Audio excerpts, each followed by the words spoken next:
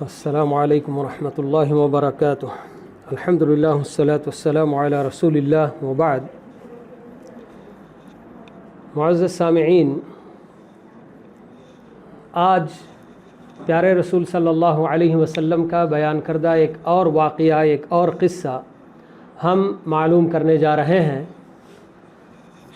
حضرت ابو ہریرہ رضی اللہ تعالی عنہ ہی اس واقعے کے بھی راوی ہیں۔ امام مسلم نے یہ حدیث روایت کی ہے۔ اللہ کے رسول صلی اللہ علیہ وسلم فرماتے ہیں کہ ایک آدمی ایک صحرا سے گزر رہا تھا کہ اچانک اس نے بادلوں میں آواز سنی۔ کہا جا رہا تھا کہ فلاں کے کھیت کو سیراب کرو۔ اس آواز کے سننے کے بعد وہ آدمی کہتا ہے کہ اس بادل نے اپنا پورا پانی وہاں ایک پتھریلی زمین پر انڈیل دیا، اور اس زمین میں پانی بہنے کے بہت سارے راستے تھے، تو اس میں سے ایک راستے نے اس پورے پانی کو اپنے اندر لے لیا، اور وہ آدمی اس پانی کے پیچھے پیچھے اس کا پیچھا کرتے ہوئے چلا جا رہا تھا، یہ دیکھنے کے لیے کہ آخر کون آدمی ہے کہ جس کے کھیت کو سیراب کرنے کے لیے آسمان سے یہ آواز آئی تھی یا بادلوں سے یہ آواز آئی تھی۔ تو پانی کا پیچھا کرتے کرتے وہ آدمی ایک کھیتی پر پہنچا، تو وہاں کیا دیکھتا ہے کہ ایک آدمی اپنے یعنی کہ کھیتی کے جو آلے ہیں ان کے ذریعے پانی ادھر ادھر کر رہا ہے۔ ہمارے پاس جیسے کہ پھاوڑا کہتے ہیں، تو اس کو لے کر سمجھیے کہ وہ پانی ادھر ادھر تقسیم کر رہا ہے۔ تو یہ بندہ وہاں پہنچ کر سلام کرتا ہے اور اس کو پکار کر کہتا ہے کہ اے اللہ کے بندے، تیرا نام کیا ہے؟ تو وہ آدمی اپنا نام بتا دیتا ہے۔ بتانے کے بعد اس پہ پوچھتا ہے کہ بھائی تم میرا نام کیوں پوچھ رہے ہو؟ تو پھر اس کے بعد وہ آدمی اس کو کہتا ہے کہ میں بہت دور تھا کہ وہاں بادلوں میں اچانک آواز آئی کہ فلاں آدمی کی کھیتی کو سیراب کرو، تو میں نے جو نام سنا تھا وہ تمہارا ہی اپنا نام ہے، اسی نام کے ساتھ کہا گیا تھا۔ تو آخر تم کیا کرتے ہو کہ اتنی بڑی چیز تمہارے ساتھ پیش آئی؟ تو وہ آدمی کہتا ہے کہ بھائی جب تم نے یہ سوال کر ہی لیا تو میرا اپنا کوئی بڑا کام نہیں ہے، بس میں یہ کرتا ہوں کہ میری اپنی کھیتی میں جب بھی وہ اگتی ہے، تیار ہوتی ہے، تو میں اس کو 3 حصوں میں تقسیم کرتا ہوں۔ ایک حصہ غرباء اور مساکین کے لیے، اور ایک حصہ میرے اپنے بال بچوں کے لیے، اور تیسرا حصہ پھر دوبارہ کھیتی کرنے کے لیے غلہ میں اٹھا کر رکھ دیتا ہوں۔ یہ میرا معمول ہے، وہ بندہ بیان کرتا ہے۔ تو یہاں ہم لوگوں کو اللہ کے رسول صلی اللہ علیہ وسلم نے یہ واقعہ بتایا، تو سب سے پہلے ہمیں یہ بات یہاں معلوم ہونی چاہیے کہ اس کائنات کا ذرہ ذرہ اللہ تعالیٰ کے حکم کے تابع ہے۔ کوئی بھی اللہ تعالیٰ کے حکم کی خلاف ورزی نہیں کرتا۔ اگر کوئی کرتا ہے تو ہم انسان ہی ہیں جو اللہ تعالیٰ کی طرف سے عقل جیسی نعمت پانے کے باوجود اللہ تعالیٰ کی اطاعت کرنے کی بجائے اللہ تعالیٰ کی بے شمار نافرمانیاں کر جاتے ہیں۔ لیکن کائنات کا دوسرا ذرہ ذرہ اللہ تعالیٰ کے حکم کے تابع ہوتا ہے۔ کہ دیکھیے کس طرح اللہ تعالیٰ نے بادل کو یا پھر بادلوں کو اللہ تعالیٰ نے ادھر ادھر لے آنے کے لیے فرشتوں کو اللہ تعالیٰ نے مقرر کر رکھا ہے۔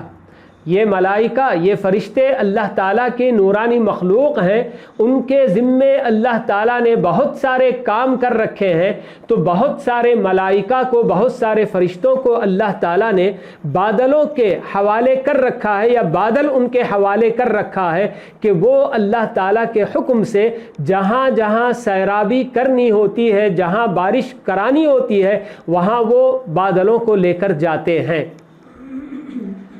اسی طرح وہ پتھریلی زمین جہاں کہ وہ بارش ہوئی تھی اور بادل نے اپنا پورا پانی گرایا، اور ایک راستہ پورے پانی کو اپنے اندر لے کر جس بندے کی کھیتی تک پہنچانا تھا وہاں برابر پہنچا رہا ہے۔ اور یہ کوئی اچنبھے کی بات نہیں، بلکہ اللہ رب العالمین جسے دینا چاہتا ہے اسے کوئی روک نہیں سکتا، اور جس سے اللہ تعالیٰ روک لیتا ہے اسے کوئی دے نہیں سکتا۔ اللہم لا مانع لما اعطیت ولا معطی لما منعت، یہ اللہ کے رسول صلی اللہ علیہ وسلم بار بار 5 وقتہ نمازوں کے بعد دہرایا کرتے تھے۔ تو یہ اللہ تعالیٰ کا اپنا فضل و احسان ہے کہ یہ بندہ اللہ تعالیٰ کی دی ہوئی نعمت میں سے اللہ تعالیٰ کے محتاج بندوں کو دینا کبھی بھولتا نہیں تھا، جس کی وجہ سے اللہ تعالیٰ نے اس دنیا میں ہی اس کے ساتھ یہ معاملہ کیا کہ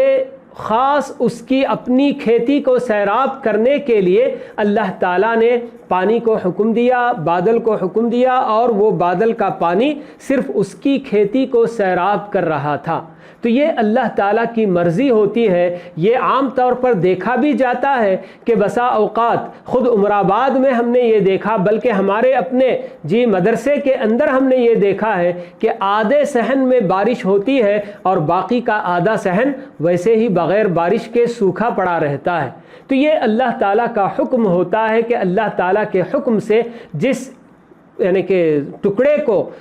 بارش ہونی ہے اس حد تک بارش ہوتی ہے، اور باقی کے ٹکڑے ویسے ہی رہ جاتے ہیں۔ اور کبھی ایسا بھی دیکھنے میں آتا ہے کہ بسا اوقات کوئی بہت بڑے حادثے کا شکار پوری بستی ہوتی ہے، یا ایک بہت بڑی مارکیٹ پوری حادثے کا شکار ہوتی ہے، مگر وہاں دیکھنے میں آتا ہے کہ کسی ایک کی دکان بچی رہ جاتی ہے جلنے سے، اور اس کی کیا ہے کوئی اس کا نقصان نہیں ہوتا۔ یہ سب اس وقت ہوتا ہے کہ جب بندے اللہ تعالیٰ کو ہمیشہ یاد رکھنے والے ہوتے ہیں۔ تو یہ بندہ بھی چونکہ اللہ تعالیٰ کی دی ہوئی نعمت اس میں سے خود اللہ کے بندوں کو تک بھی اللہ کی یہ نعمت پہنچانے کا کام ہمیشہ کیا کرتا تھا، تو ایک طرف سے اپنے بال بچوں کو، اپنے اہل و عیال کو کھلانا یہ خود بھی اپنی جگہ پر بہت بڑی فضیلت ہے۔ ایک مرتبہ اللہ کے رسول صلی اللہ علیہ وسلم یہی بتاتے ہیں کہ 1 دینار جسے تم اللہ کے راستے میں خرچ کرتے ہو، 1 دینار کسی اور کام میں، مختلف کام بتا کر آپ بتاتے ہیں کہ 1 دینار جو تم اپنے بال بچوں پر خرچ کرتے ہو، تو تم نے جو دینار اپنے بال بچوں پر خرچ کیا وہی سب سے افضل ہے۔ تو یقیناً اس واقعے میں ہم کو یہ سب باتیں معلوم ہو رہی ہیں کہ یہ بندہ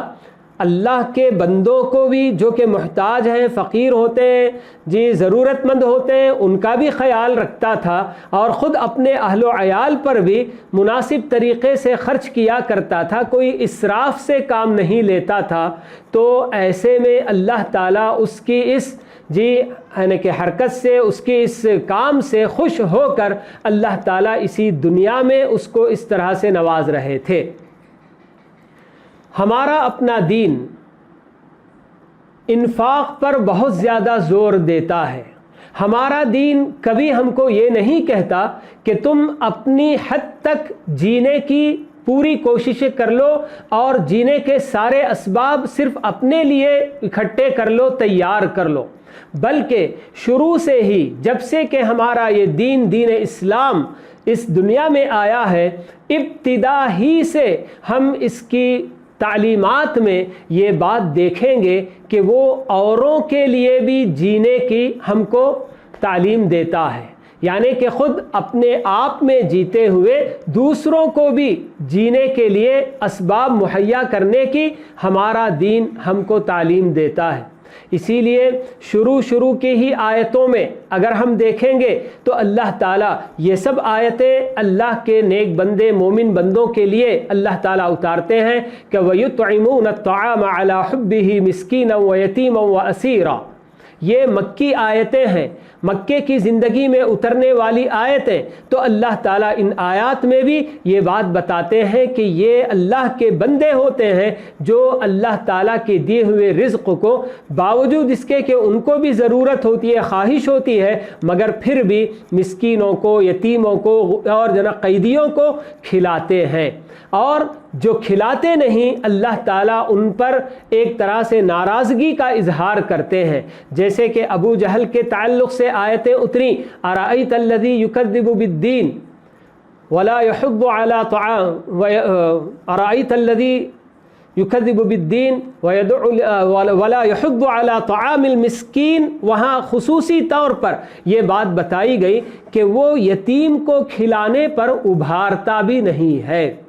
تو ہمارا اپنا دین انفاق کے تعلق سے اتنی فضیلتیں اور اتنے اجر و ثواب دینے کا ہم کو جو وعدہ کرتا ہے، تو اس کی پیچھے یہی مقصد ہے کہ مسلمان صرف اپنے لیے نہیں جیتا، بلکہ اس کو چاہیے کہ وہ دوسروں کے لیے بھی بہت کچھ ایثار سے کام لینے میں آگے رہے. بلکہ ہمارے اپنے اسلاف نے، صحابہ کی زندگیوں میں ہم کو یہ مثال بھی ملتی ہے کہ خود اپنی ضرورت سے بھی بڑھ کر دوسروں کے لیے قربانی دینے اور دوسروں پر یا دوسروں کو ترجیح دینے کی مثال بھی ملتی ہے کہ جس کی بدولت اللہ رب العالمین نے قرآن مجید میں آیتیں اتار دیں کہ وَيُؤْثِرُونَ عَلَىٰ أَنفُسِهِمْ وَلَوْ كَانَ بِهِمْ خَصَاصَةٌ کہہ کر کہ یہ اللہ کے نیک بندے ایسے ہوتے ہیں کہ ان کی اپنی ضرورت ہونے کے باوجود وہ اپنے آپ پر دوسروں کو ترجیح دیتے ہیں. تو اس طرح کے واقعات پیارے رسول صلی اللہ علیہ وسلم اپنے صحابہ کے سامنے اسی لیے بیان کرتے ہیں تاکہ ان سے عبرت حاصل کریں. یہ بھی ہمارے اپنے لیے ایک طرح سے تعلیم دینے اور ہدایات، ہمارے اپنے لیے انسٹرکشنز دینے کا یہ بھی ایک طریقہ ہے کہ آدمی جو کچھ بھی کماتا ہے، جو کچھ بھی اسے اللہ تعالیٰ کی طرف سے روزی روٹی نصیب ہوتی ہے، اس کی اپنی محنت کے بعد تو اس کو یہ کرنا ہے کہ صرف اپنے حد تک جوڑ کر نہ رکھ لے، بلکہ خصوصی طور پر آج کل کے جو حالات ہیں جس میں کہ لوگ عام طور پر یہی سوچ رہے ہیں کہ جتنا ممکن ہو سکے خود اپنے لیے ہم بچا کر رکھیں، پتہ نہیں آگے چل کر ہمارے کیا حالات ہوں گے. ایسے حالات کے لیے بھی یہ حدیث بہت ہمارے لیے اہمیت کی حامل ہے کہ اس میں یہ بتایا جا رہا ہے کہ آدمی صرف اپنا نہ سوچے بلکہ دوسروں کا بھی خیال کرے. تو ایسے حالات میں جب کہ لوگ بہت سارے اللہ کے بہت ایسے بندے بھی کہ جنہوں نے اپنی پونجیاں لٹا دی ہیں اللہ کے بندوں تک پہنچانے کے لیے، ان کی مدد کرنے کے لیے، مگر ایسے بھی بہت سارے بندے ہیں جو یہ سوچتے ہیں کہ اگر ہم نے خرچ کر دیا تو آگے چل کر ہم اگر بھوکے رہ جائیں گے، پیاسے رہ جائیں گے تو ہمارا کیا حال ہوگا، اس لیے بچا کر رکھتے ہیں. یہ سب شیطانی وسوسے ہوتے ہیں جو شیطان یہ چاہتا ہے کہ ہم اللہ کے راستے میں خرچ کر کے اللہ تعالیٰ کا قرب حاصل کرنے سے دور رہ جائیں. تو یہ موقع ہے ایسے حالات میں خصوصی طور پر جو کچھ بھی ہمارے پاس ہے اس میں سے کچھ اور لوگوں کو بھی دے دلا کر، ضرورت مندوں کو، محتاج اور فقیروں کو دے کر اللہ تعالیٰ کے پاس قرب حاصل کرنے کا یہ بہترین زمانہ ہے. اس سے ہمیں فائدہ اٹھانا چاہیے. اللہ تعالی ہم سب کو اس کی توفیق نصیب فرمائے. آمین. وآخر دعوانا ان الحمد للہ رب العالمین وصلی اللہ وسلم علی نبینا محمد وعلی آلہ واصحابہ اجمعین.